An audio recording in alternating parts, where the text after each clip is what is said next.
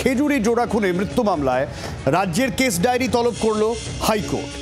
Division বেঞ্চের দ্বিতীয় ময়নাতদন্তের রিপোর্টের আসল কপি জমা দেওয়ার নির্দেশ দেওয়া হলো ডিভিশন বেঞ্চের তরফে। আপনারা আরও একবার জানিয়ে রাখবো যে খেজুরির যে জোড়া খুন সেই মামলায় রাজ্যের কেস ডায়েরি তলব করা হয়েছে এবং হাইকোর্টের ডিভিশন বেঞ্চের দ্বিতীয় ময়নাতদন্তের রিপোর্টের আসল কপি জমা দেওয়ার নির্দেশ বিচারপতি দেবাংশু বসাকের ডিভিশন বেঞ্চের।